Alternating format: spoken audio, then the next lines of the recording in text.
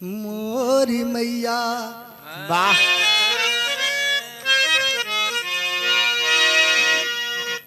गुरु के प्रकाश बिन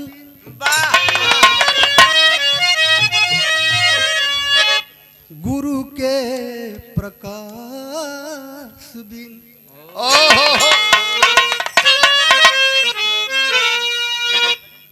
गुरु के प्रकाश बिन अन्हार पूरा जगबा। गुरु के प्रकाश बिन अन्हार पूरा जगबा। सही बात।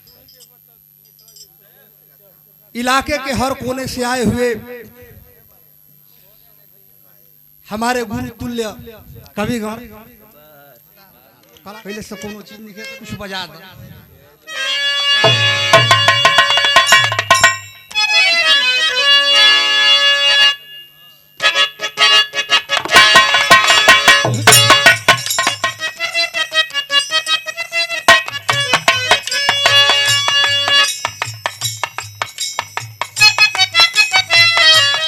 कि चाहे कहीं मंदिर पे जाओ, चाहे कहीं धूप जलाओ, लेकिन बेसवाल जैसा धाम नहीं। चाहे कहीं मंदिर पर जाओ, चाहे कहीं दीप जलाओ, लेकिन बेसवान जैसा धाम नहीं। ना हो बाबू। ले लो बाबू।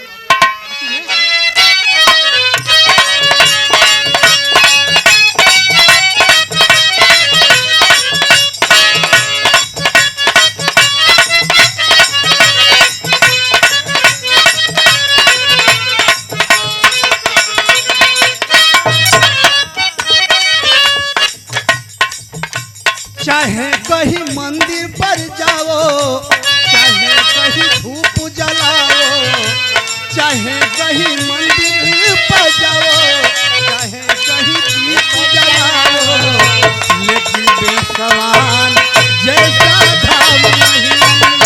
चाहे मंदिर पे जाओ, चाहे कहीं धूप जलाओ,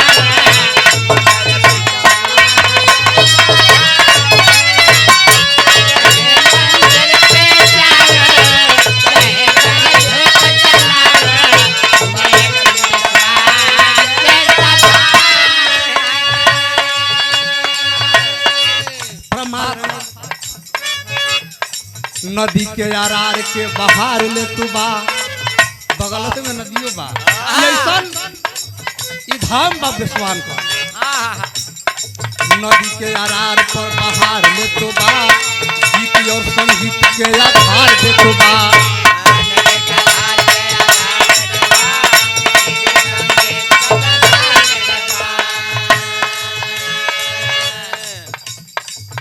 हमने के गुरु जी के कर्म भूमि जन्म भूमि कई मिसाल ऐसा अमीट चीज बा। नदी के आरार पर बहार ले तो बा, गीत और संगीत के आधार दे तो बा।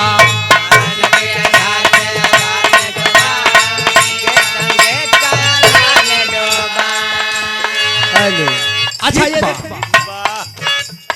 नदी के आरार पर बहार ले तो बा, गीत और संगीत के आधार दे तो बा।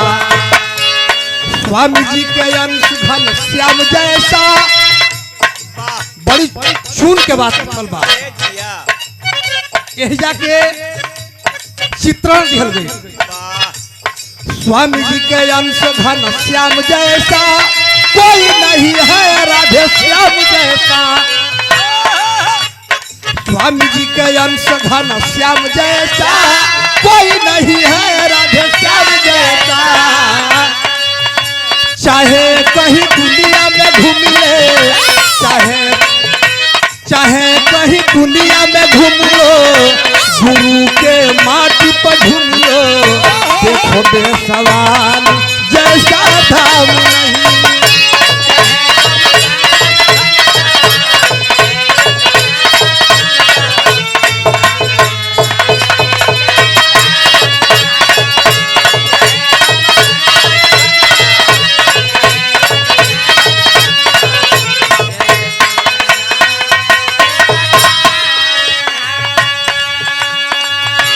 हमारे जद्दू अखाड़े की जितने भी कलाकार आज यहाँ उपस्थित है, जिनकी उत्थान हुई है तो यहीं से हुई है। गुरु जी के ध्यान से महान बने हो, गुरु जी के ही ध्यान से महान बने हो आप।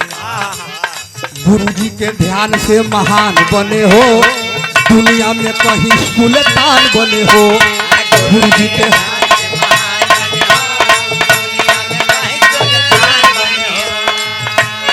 गुरु जी के ध्यान से महान बने हो, दुनिया में कहीं सुल्तान बने हो।